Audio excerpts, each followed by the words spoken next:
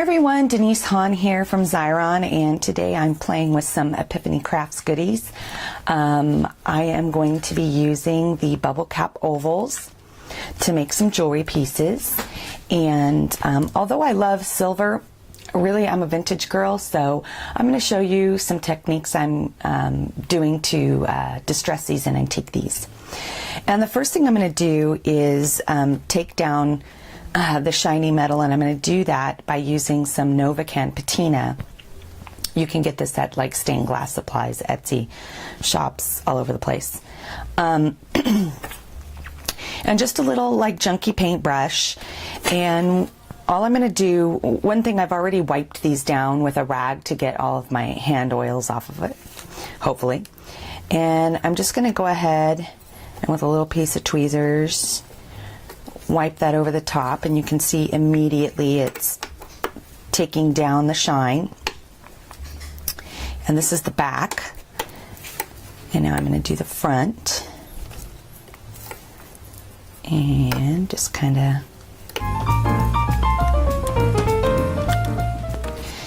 alright, now I'm going to flip them over and do the other side.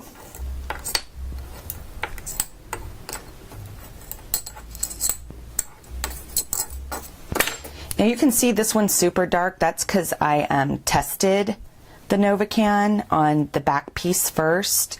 Not all metals will react with the Novacan, so you kind of have to give it a little test first and see how it does. So this one's looking pretty good, and I can see some extra silver right there, and I think that's probably because there was oils or something on there, but I'm not too worried about it. To neutralize this, you're going to go ahead and just drop your pieces into some water. And I can see these two didn't really color the way the other ones did, so I might rerun those. We'll see. Okay, so now we're going to add some colored patina, and I'm using the Ranger Permanent Fast Drying Patinas. This one came in a little 3-pack with some of my favorite colors. There's a little ball inside there, so you want to make sure you get those mixed up really good. I already, spent a couple minutes mixing those up, getting them right. And here are my Epiphany Crafts ovals. And it doesn't really matter what it looks like in there because that's obviously going to get covered up. And so we're just going to get started, and I like to layer these patinas. I want the primary top color to be this verdigris, so I'm going to do that second. I'm going to start with the jade, and all you have to do is drop out a couple little drops of it on a piece of paper, and then grab a brush and just go ahead and hit it.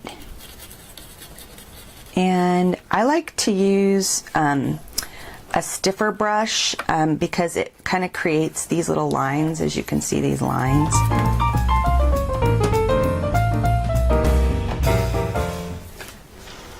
Okay, so I think this is a little strong on the back, so I'm just going to kind of dab it with a rag because I want to show variation. I want a little of the metal to show. I want a little of the verdigris to show.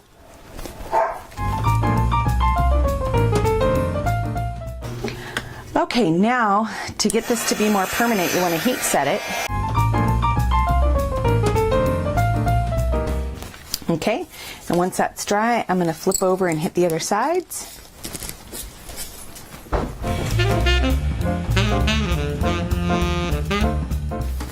Okay, so now while it's still wet, I'm going to go ahead and just stick these in my rag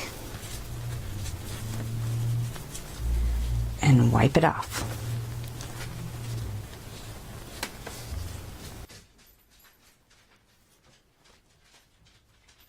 Okay, so now I've done really 3 layers of patina here. I'm going to let these sit and cool a little because they get hot when you hit them with the heat gun. I'm going to go wash my hands, and we'll come back and start making jewelry. Okay, so now comes the real fun part, picking out the paper, and I'll show you a little trick that I do to help me pick out the pieces of paper I want to use. I go ahead and just take a piece of white cardstock. I'm going to pop it into my Epiphany Craft Shape Studio, And now I have kind of like a template where I can go ahead and take my paper and decide where exactly I want to cut out. And I have some of the new Graphic 45 Bohemian Bazaar paper. I'm using the 8x8 because the prints are a little bit smaller. And then what I could do is just kind of, you know, Ouija board it. Yeah, I don't know about that. I kind of like that. So I'll tear out one of those. And then just go along and see if you can figure out what you want to use.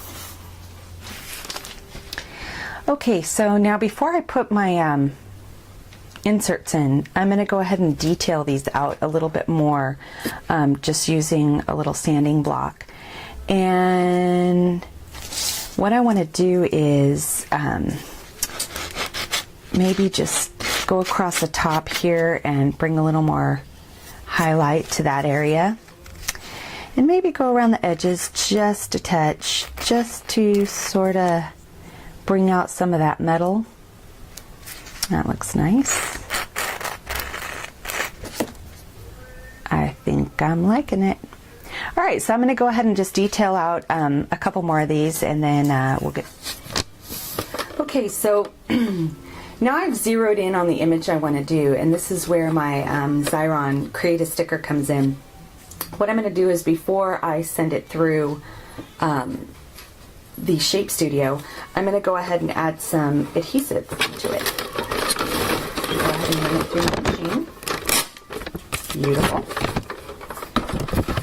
Okay, and now I'm going to go ahead and line it up. That's not quite working for me, so I'm going to trim off some of the excess paper here. I think this side should be good. Go ahead and put it under there, line it up to where I want it. Okay, and I want to make sure it stays there, so I'm going to go ahead and just put a little downward pressure on the Shape Studio so it stays. And then I'm going to peel off my dome, stick it right in there, press down a little. I'm going to go ahead and put the insert in. I can release the tension on it now because the epoxy bubble will hold it in there. And then just, you know, pop it. It's just that easy. Take it out. Now I have my epoxy bubble, only yay, it has adhesive on the back. All I have to do is peel that off. Now you might be wondering, well, why don't you just do your epoxy first and then run it through the machine? Well, I've experimented with this, and what happens is it does get a little bit of adhesive on the outer edge, and sometimes even when you're pulling it off, it'll get onto the epoxy. So this is what I found is the best technique to make your epoxy bubble into a sticker.